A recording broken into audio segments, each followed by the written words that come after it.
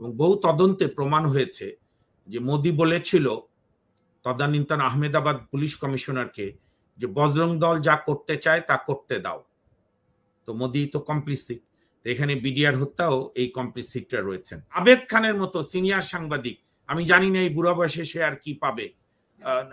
নাজমুল ভাই তো সিআইডিতে দীর্ঘদিন ছিলেন, একটু তদন্ত করে দেখতে পারেন শেখ হাসিনাদেরকে কি দিয়েছে, এখন বা কোথায় আছে। তো সে বলল আপনি আওয়ামী লীগ শক্তিশালী করেন। কতটা নির্লজ্জ এরা! আমি হাসিনার বিচার তো চাই, এদেরও বিচার করতে হবে যাতে ভবিষ্যতে এরকম দালাল মিডিয়ার সৃষ্টি না হয়। 2001-এ, 96-তে, 2006 কোনো দিন কোনো আন্দোলনে জনগণ বিচার বিভাগকে আঘাত করেনি, অথচ 5ই আগস্টের পদত্যাগের আগ পর্যন্ত, মানে জোর করে মানে জনরোষের কাছে পালিয়ে যাওয়ার আগ পর্যন্ত প্রত্যেকটি জেলার বিচার বিভাগ, বিচার মানে ডিস্ট্রিক্ট কোর্টগুলো জনগণের লক্ষ্যবস্তুতে পরিণত হয়েছে। আইনে একটা কথা আছে যে আপনি কমপ্লিসেট কিনা।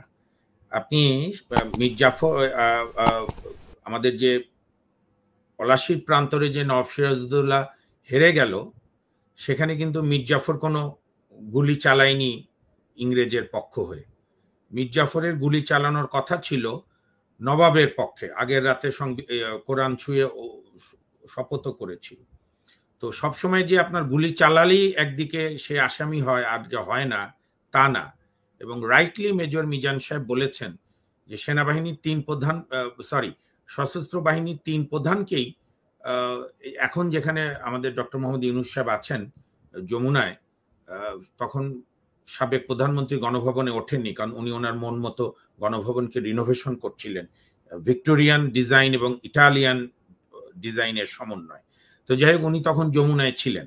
তো যমুনাতেও আমরা জানি সেনাপ্রধান সহ বাকি 2 প্রধানকে প্রায় 3-4 ঘন্টা বসিয়ে রাখা। এবং আমি আগেও বলেছি, আপনি একটা ঘটনার সঙ্গে আরেকটা টের পাবেন। 2002 সালে যখন প্রোগ্রাম করলো, গণহত্যা করলো গুজরাটের আহমেদাবাদে মুসলমানদেরকে নির্দয়ভাবে, এবং কংগ্রেসের এমপি এহসান জাফরি, যার ওয়াইফ এখনো লড়াই চালিয়ে যাচ্ছেন, জাফিয়া জাফরি, হায়দ্রাবাদে। তো সেইখানে আপনার গুলতেকিন সিটি বলে একটা সিটি, সেইখানে এহসান জাফরি একজন সাবেক এমএনএ, তাকে হত্যা করে প্রায় 500-600 মুসলমানকে এই যে আরএসএস, বিজেপি, বজরং দল, এবং ওই সময় নরেন্দ্র মোদী টাইটেল পেয়েছিল আজকের ভারতের প্রধানমন্ত্রী যে কসাই অব গুজরাট, বা রাহুল গান্ধীরাই বলতো যে রক্তের কারবারি। তো সেইখানে আপনি দেখবেন, খুব আপনারা চিনবেন সবাই, নাসিরুদ্দিন শাহ, ভারতের যে একজন জনপ্রিয় অভিনেতা, তার বড় ভাই মেজর জেনারেল জমিরুদ্দিন শাহ, খুব আর্মির বড় অফিসার, অনেক পদক টদক পেয়েছে, প্লাস উনি আলিগড় মুসলিম ইউনিভার্সিটির চ্যান্সেলরও ছিলেন, ভাইস চ্যান্সেলর। ওনার একটা ইন্টারভিউ আমি বছর 2 আগে দেখেছি টিভিতে। উনি বললেন যে আমাদেরকে কল করলো, সেন্ট্রাল গভর্নমেন্ট পাঠালো, কিন্তু মোদি, আমাদের নরেন্দ্র মোদি গুজরাট আহমেদাবাদ শহর থেকে প্রায় 20 কিলোমিটার দূরে একটা বড় মাঠের মধ্যে আমাদেরকে রাখলো। খাওয়া দাওয়া ঠিকই দিল, স্পেশাল খাওয়া দাওয়া, কিন্তু আমাদের শহরে ঢুকতে দিল না। এবং বহু তদন্তে প্রমাণ হয়েছে যে মোদি বলেছিল তদানীন্তন আহমেদাবাদ পুলিশ কমিশনারকে যে বজরং দল যা করতে চায় তা করতে দাও। তো মোদি তো কমপ্লিসিট, এখানে বিডিআর হত্যাও এই কমপ্লিসিটটা রয়েছেন। এবং আমার খুব মনের কথা, মিজান ভাইকে আমি অভিনন্দন জানাই, ধন্যবাদ জানাই। আমাদের সবার মনের কথা উনি বলেছেন। মিজান ভাইয়ের অনুমতি নিয়ে আমি আবার রিপিট করি যে হলিয়াটি জানে তাহলে শেখ ফজলেনুর তাপস, জাহাঙ্গীর কবির নানক, মির্জা আজম, বা মারা গেছেন সাবেক স্বরাষ্ট্রমন্ত্রী সারা খাতুন, তারা গেল না কেন? আপনি চিন্তা করেন, বিডিআর এর সোকল জওয়ানরা কাউকে মানছে না, আর মির্জা আজম আর নানক পই পই করে মাইক দিয়ে সে ভিতরে চলে যাচ্ছে, আর আজকে পালিয়ে গেছে। তাদের 32 নম্বরে ফুল দিতে পর্যন্ত কাউকে দেখা গেল না। এবং আরেকটা নাম আপনি কিন্তু আরেকটা বিষয়ে হাসিনা একটা ভুললে চলবে না, আমরা খুব স্মৃতিভ্রষ্ট জাতি তো, আর ক্ষমাশীল জাতি। বাংলাদেশের গণতন্ত্রে, আমি আসছি আপনার প্রশ্নের উত্তর শেষ করব, বাংলাদেশের গণতন্ত্রকে কন্টিনিউয়াস ছুরিকাঘাত করেছে বাংলাদেশের সো কল্ড মিডিয়া এবং মিডিয়া পার্সোনালিটি গুলো। আপনার মনে আছে 21শে জুলাই 16 থেকে 21শে জুলাই গণহত্যার পর উনি যখন কারফিউ দিয়ে দেশকে একটা কনসেন্ট্রেশন ক্যাম্পে আরো অত্যাচার শুরু করলো, তখন 22শে জুলাই ব্যবসায়ীরা গেল, আমরা আছি আপনাদের সঙ্গে। 23শে জুলাই সমস্ত পত্রিকার এডিটররা, সমস্ত ইলেকট্রনিক মিডিয়ার প্রধান, তারপর এটা কি 71-এর মোজামেল বাবু করেছিল এডিটর্স গিল্ড, লোকে বলতো চাটুগার গিল্ড, তারপরে আবেদ খানের মতো সিনিয়র সাংবাদিক, আমি জানি না এই বুড়া বয়সে সে আর কি পাবে। নাজমুল ভাই তো সিআইডিতে দীর্ঘদিন ছিলেন, একটু তদন্ত করে দেখতে পারেন শেখ হাসিনাদেরকে কি দিয়েছে, এখন বা কোথায় আছে। তো সে বলল আপনি আওয়ামী লীগ শক্তিশালী করেন। কতটা নির্লজ্জ এরা! আমি হাসিনার বিচার তো চাই, এদেরও বিচার করতে হবে যাতে ভবিষ্যতে এরকম দালাল মিডিয়ার সৃষ্টি না হয়, যার কারণে আপনাদের অনলাইন মিডিয়া জনপ্রিয় হয়েছে, জনগণের বিকল্প মিডিয়া। আপনাদের মনে আছে কেউ ঢুকতে পারেনি, মুন্নি শাহ ভিতরে ঢুকে জওয়ানদের কাছ থেকে বিদ্রোহ, সকল বিদ্রোহ বৈধ করছিল। নাজরুল ভাই আপনার মনে আছে সেই দৃশ্য? মেজর মিজান ভাই মনে আছে যে জওয়ানরা বলছে এরা আমাদের ডাল ভাতের টাকা মারছে, এদের ওয়াইফরা আমাদেরকে অত্যাচার করে। মানে তখনও এটিএন বাংলা এবং মুন্নি শাহ, শেখ হাসিনার পোষা সাংবাদিক এগুলোকে জাজ করছিল। এবং আরেকটি বিষয় আমার স্মৃতি যদি বিট্রে না করে, দা মোমেন্ট এই যে আমাদের কি নাম জাহাঙ্গীর কবির নানক ডিএডি তহিদদের নিয়ে বের হলো, তখন কয়েকটা মিডিয়ার স্কল এসছিল যে ডিএডি তহিদকে বিডিআর এর ভারপ্রাপ্ত মহাপরিচালক বানানো হয়েছে।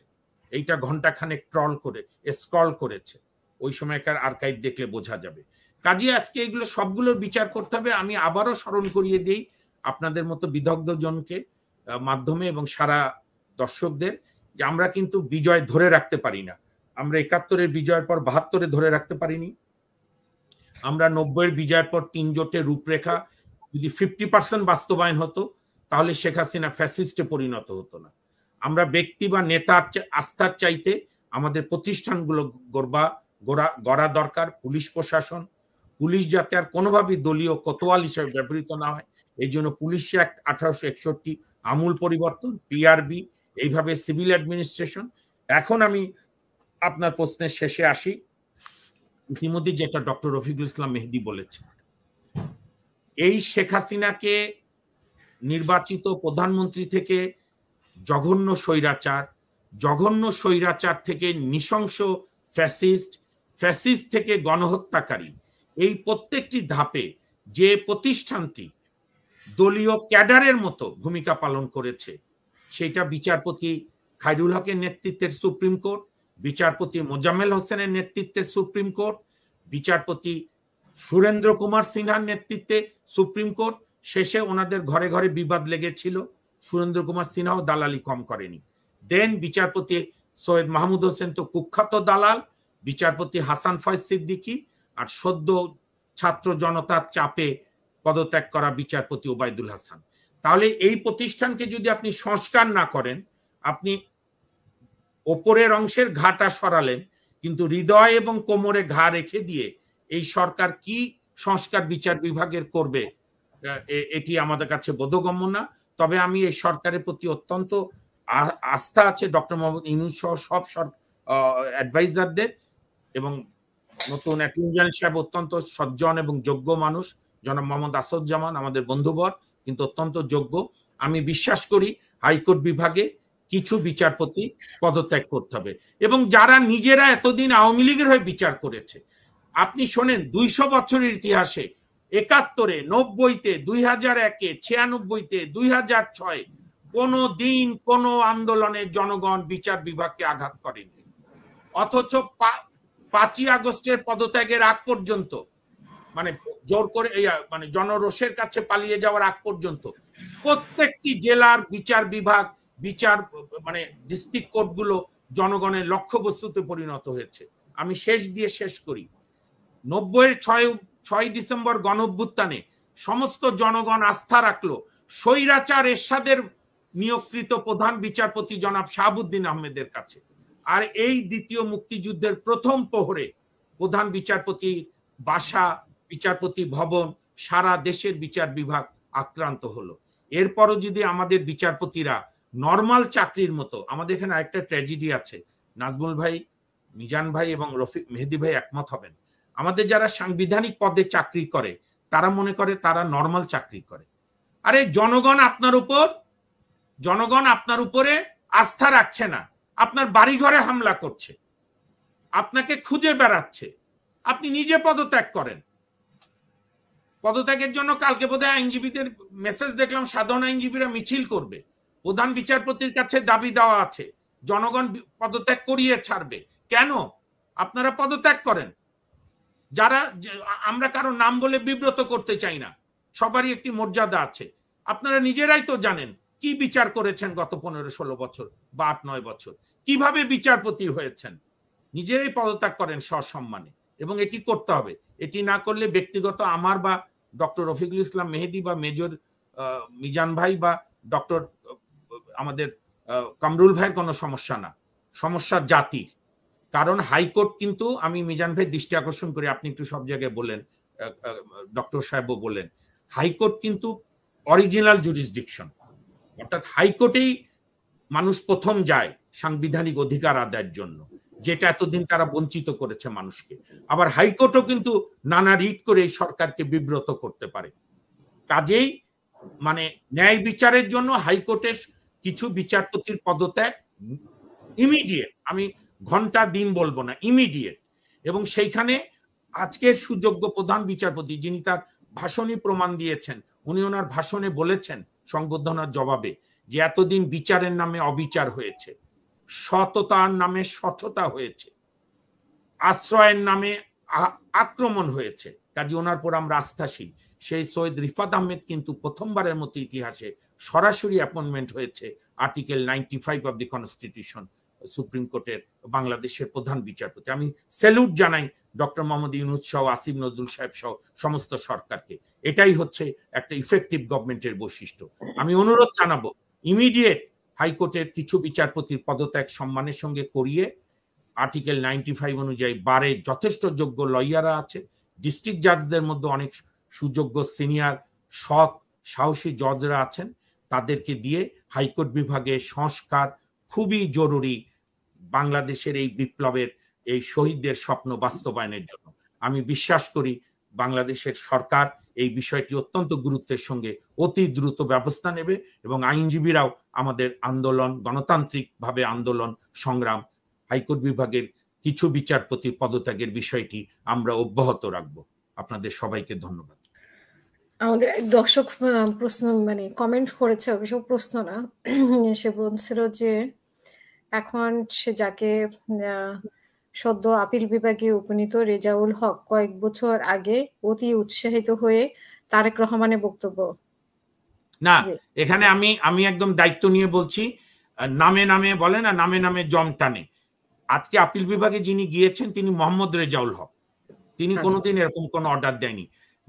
যিনি অর্ডার দিয়েছিল তারেক জিয়ার জাতীয় নেতা, আমাদের সবচেয়ে জনপ্রিয় নেতা তারেক রহমান সাহেবের কণ্ঠরুদ্ধ করা, সেটা হচ্ছে কাজী রেজাউল হক, যাকে আবার 2018 থেকে এই সৈয়দ মাহমুদের মতো দলবাজ প্রধান বিচারপতি দুর্নীতির অভিযোগে তাকে এখনো কোর্ট দেয়নি। কাজে আমি আমার সদ্য দর্শক বন্ধুকে বলবো, ওই রেজাউল হক, এখন যিনি আপিল বিভাগের সদ্য বিচারপতি মোহাম্মদ রেজাউল হক, অত্যন্ত জুডিশিয়াস, পরহেজগার, সাহসী, অত্যন্ত জুডিশিয়াস মাইন্ড, উনি না, যে দিয়েছিল তার নাম কাজী রেজাউল হক। আপনারা নামে মিল আছে, বাট একই ব্যক্তি না। না, একদম। এই সরকার এখন পর্যন্ত অত্যন্ত দক্ষতার সঙ্গে কাজ করছে। আমরা মাননীয় প্রধান বিচারপতির প্রতি আস্থাশীল। আমি আবারও বলি, আমি বিশ্বাস করি হাইকোর্ট বিভাগের দলীয় বিচারপতিরা আল্লাহর রাস্তে আপনারা পদত্যাগ করে আপনারাও আপনাদের সম্মানের সঙ্গে থাকেন।